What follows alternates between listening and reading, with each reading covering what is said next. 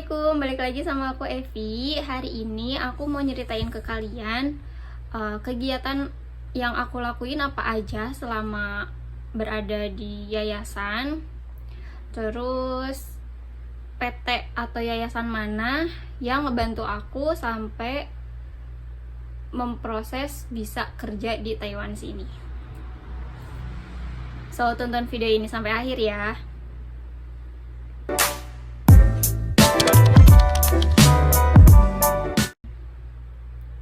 So, kegiatan dari bangun tidur yaitu jam 5 itu biasanya kita udah dibangunin, suruh bangun untuk sholat subuh. Ada yang berjamaah atau yang enggak, bebas. Terus jam 5 sampai jam 6 itu ada yang udah mandi, ada yang prepare sarapan, kayak gitu. Udah ada yang mulai piket sampai jam 8 untuk persiapan kelas. Nah, biasanya piketnya itu dibagi-bagi ya, entah berapa orang, pokoknya piketnya itu ada yang piket masak, piket bersih-bersih, sama piket jaga gerbang kalau di yayasan aku ya. Nah, untuk yang piket masak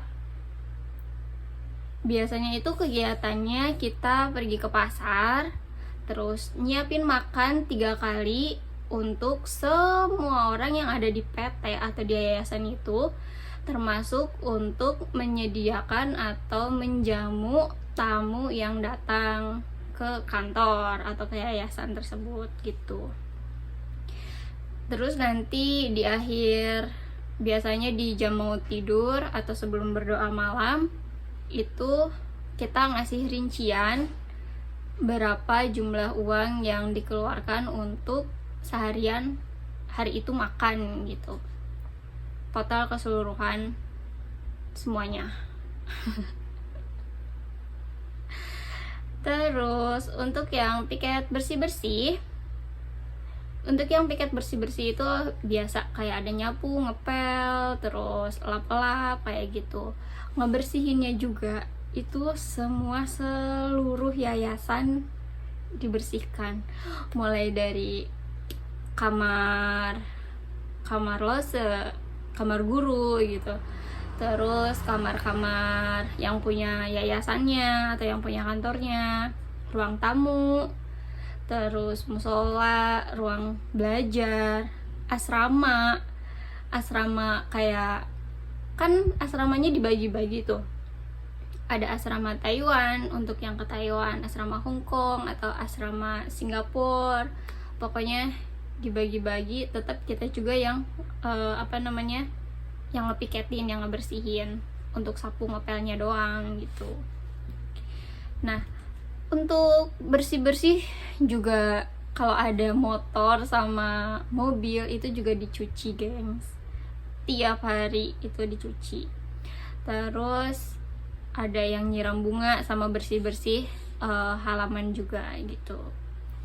Nah, untuk yang piket jaga gerbang alias bukain gerbang atau tutup pintu gerbang, itu untuk orang yang datang keluar masuk ke kantor atau ke yayasan, kita yang ngebukainnya. Terus kalau misalnya ada tamu datang, itu nanti kita laporan ke yang piket masak buat ngasih tahu ini ada sekian orang datang, minta dibikinin teh atau minta dibikinin apa gitu. Nanti si yang piket masaknya bikin, terus kita nanti nganterin atau ngejamu si tamunya gitu. Terus udah sih, piketnya mah cuma kayak gitu. Dan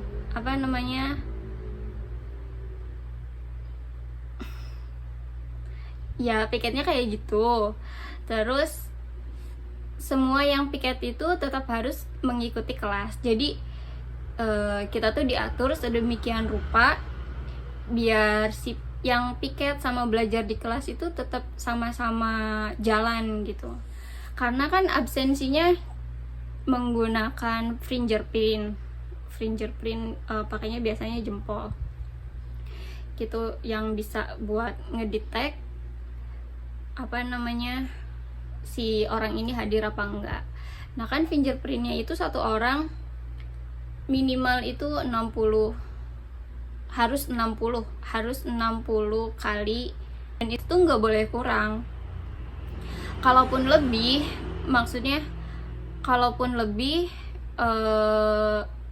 udah 60 kali absen tapi belum dapat majikan, kita bakal tetap ada di PT atau bakal tetap ada di yayasan sampai dimana kita interview lagi, terus kita dapat dapat job atau dapat majikan, baru kita bisa mengikuti ujian gitu. Kalaupun misalnya kurang dari 60 absen ya, tapi kita udah dapat majikan, itu kan tergantung rezeki ya, maksudnya kan rezeki ya tiap individu beda-beda. Kalaupun sebelum 60 kali absen kita udah dapat majikan atau kita udah dapat interview sama majikan dan udah deal, itu kita bakal tetap harus 60 kali fingerprint itu harus tetap ada, jadi nggak bisa dimanipulasi guys gitu. Terus biasanya sesi awal belajar di pagi hari itu dimulai dari jam 8 sampai jam 12. Nah kalau sesi pagi biasanya materinya itu ada mulai dari nyanyi-nyanyi, terus menghitung, terus hafalan kayak biodata diri, terus kosakata untuk persiapan interview dan lain-lain. Dan aku mau ngasih tahu ke kalian, ini tuh kan tiap kelas itu sesuai negara yang dituju gitu kan ya, mau itu cowok sama cewek. Kalau misalnya di yayasannya ada untuk TKL sama TKW belajar bareng juga bisa. Nah itu tuh tiap negara kita belajar sesuai bahasa. Kayak misalnya Taiwan kita menggunakannya bahasa Mandarin, kita nyanyi-nyanyinya pakai bahasa Mandarin, ngitung pakai bahasa Mandarin, latihannya pakai ngomong biodata dirinya pakai Mandarin kayak gitu. Kalau untuk kelas Hong Kong juga sama, pakainya kalau kelas Hong Kong pakai bahasa Kantonis. Terus Singapura atau Malaysia belajar sesuai bahasa yang digunakan di negara tersebut gitu. Nah, kenapa kita belajar nyanyi-nyanyi? Itu tuh kalau untuk di Taiwan sendiri biasanya banyaknya itu jobnya untuk pengasuh lansia. Nah, biasanya itu si lansia suka nyanyi-nyanyi gitu, atau ya biar kita ikut nyanyi juga, atau sesekali ngehibur si pasien, kita nyanyinya pakai bahasa Mandarin gitu. Seenggaknya ada 2-3 lagu bahasa Mandarin yang kita tahu gitu. Biasanya si lansia suka seneng gitu guys. Terus kalau untuk di Singapura atau yang biasa negara-negara yang memperkerjakan untuk baby sister, itu latihan nyanyinya ya untuk anak-anak gitu. Kalau untuk yang di Taiwan ada juga yang untuk jadi baby sister, cuman kebanyakannya kalau di Taiwan itu untuk jaga lansia sama untuk bersih-bersih gitu. Tasau, kalau bersih-bersih jobnya namanya tasau. Nah nanti udah jam 12 sampai jam 1 kita itu isoma, sholat, terus istirahat sama makan siang gitu. Nah kecuali yang piket jaga gerbang sama yang piket masak, ada beberapa orang yang harus standby untuk menjamu tamu. Kalaupun nggak ada tamu atau nggak ada orang yang datang, tetap aja kita harus standby gitu, takutnya tiba-tiba datang gitu. Kalau yang lagi nggak jadwal piket, kita bisa tidur siang sampai jam 1 gitu. Terus nanti setengah 2 kita mulai lagi belajar. Kalau di sesi siang biasanya kita belajarnya itu kayak prakteknya. Kalau di kelas Taiwan itu ada praktek merawat lansia, bagaimana kita caranya ngerawat si lansia, kayak ganti popok, itu kan ada triknya gitu. Terus kan ada pasien yang benar-benar nggak bisa sama sekali turun dari ranjang gitu, jadi kita belajar gimana cara mandiinnya, gimana nyampoinnya, terus gimana sikat giginya, gimana gantiin baju atau ngelapin badan kalau pasiennya bener-bener nggak bisa turun dari ranjang gitu. Nah itu kita belajar, terus juga dikasih tips-tipsnya gitu. Dan menurut aku itu bermanfaat banget sih gitu. Terus selain praktek merawat lansia sampai ngedorong, gimana caranya ngedorong di kursi roda, itu juga ada triknya. Kalau misalnya mindahin dari ranjang ke kursi roda, itu juga ada triknya. Biar hampang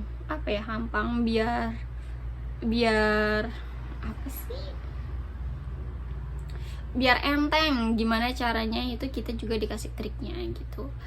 Triknya itu kalau misalnya mau mindahin dari ranjang ke lunyi atau kursi roda, itu kita megang si pasiennya itu, si tangannya itu di bagian celana bagian belakang sini. Itu bener-bener membantu banget, berasa enteng. Cobain dah. Terus selain kita merawat lansia, kita juga belajar mengenal bagian-bagian vacuum cleaner. Terus gimana cara pakai alat tensi darah, gimana cara bacanya, terus juga tes gula darah, terus sampai kita praktek merapikan tempat tidur yang biar rapi gitu. Gimana itu tuh ada caranya juga, gengs. Dan kita itu belajar. Yang ngira jadi babu itu nggak belajar itu salah gitu. Terus tiket belajarnya kan sampai jam 4.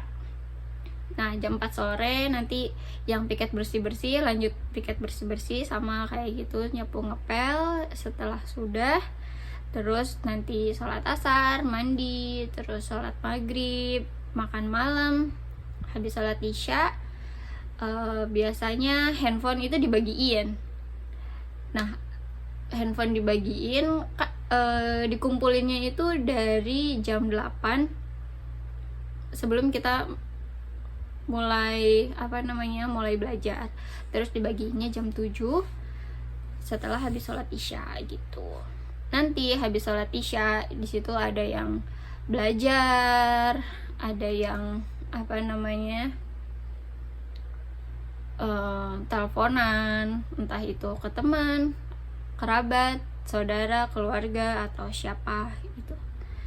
Ya pokoknya waktu-waktu waktu yang gak banyak itu tuh sama kita dimanfaatin sebisa mungkin gitu guys, untuk bisa tetap intens berkabar sama keluarga di rumah kayak gitu.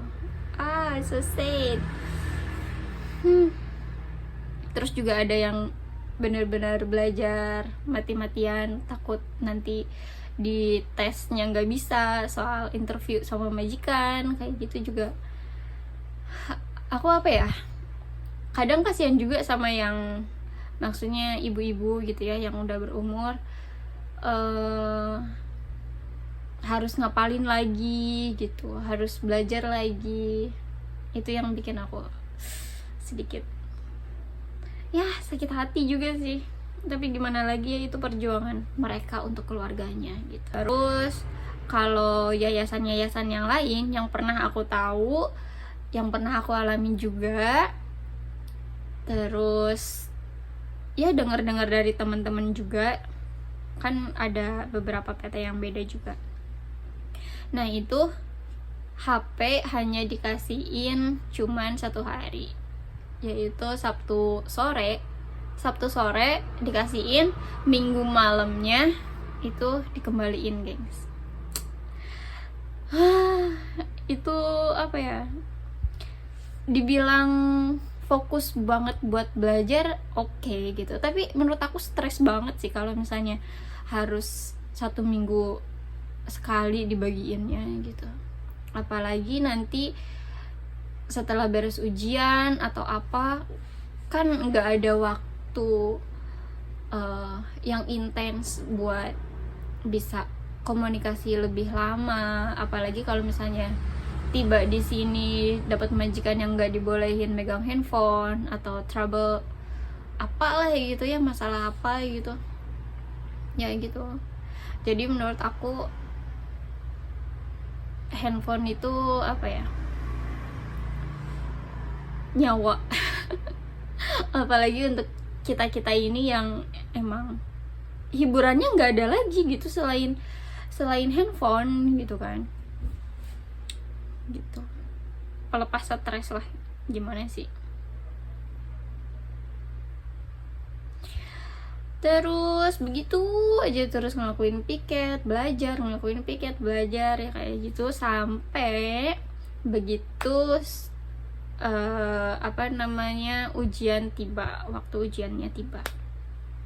Dan jadwal sama orang-orangnya, siapa aja yang mengikuti tes itu ditentukannya oleh pihak BP2MI atau Badan Perlindungan Pekerja Migran Indonesia. Terus pelaksanaan ujiannya itu di salah satu tempat yang sudah ditentukan, yang emang tempatnya kayak semacam kantor apa ya, aku lupa di kantor apa.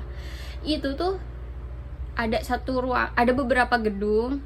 Yang satu gedung untuk tes ujian lisan sama ujian tulis, terus ada satu gedung itu emang khusus untuk praktek.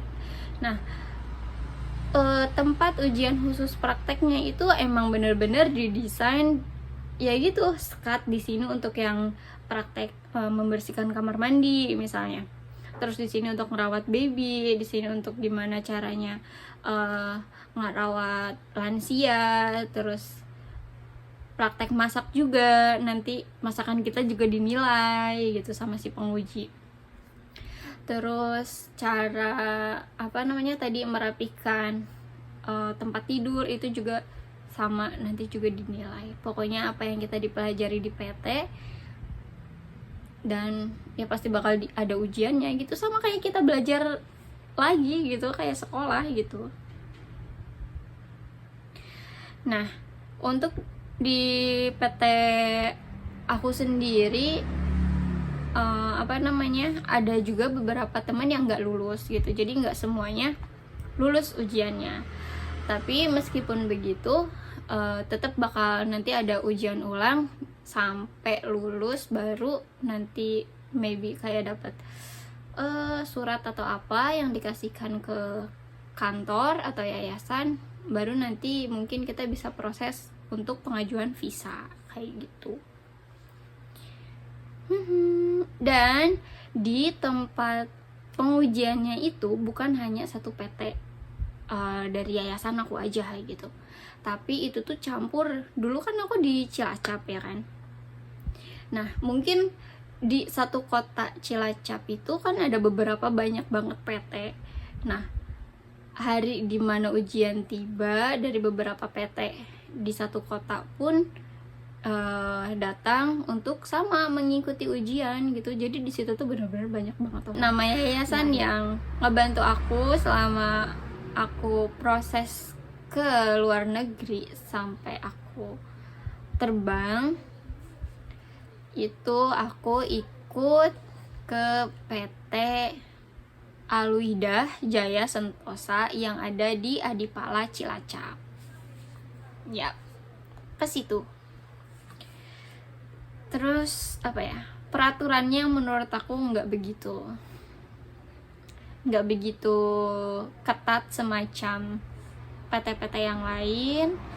Terus ya nice, tempat tinggalnya juga asri banget, maksudnya apa ya, masih ada banyak yang hijau-hijau gitu kan, di belakangnya kebun. Wah, I so miss. Ya gitulah pokoknya. Terus juga kadang kita kalau hari weekend, Sabtu sama Minggu itu, kalau yang rumahnya tinggal daerah situ gitu, yang bisa PP itu boleh pulang. Nah, kalau yang kayak aku jauh itu biasanya yang beberapa orang stay di mana? Di yayasan. Kalau Sabtu Minggu nggak pulang, kita diajak jalan-jalan gitu sama si orang PT-nya. Gitu dah. Alhamdulillah ditemuin sama orang-orang yang baik gitu. So, sekian dulu video kali ini. Kapan-kapan aku cerita lagi. Assalamualaikum.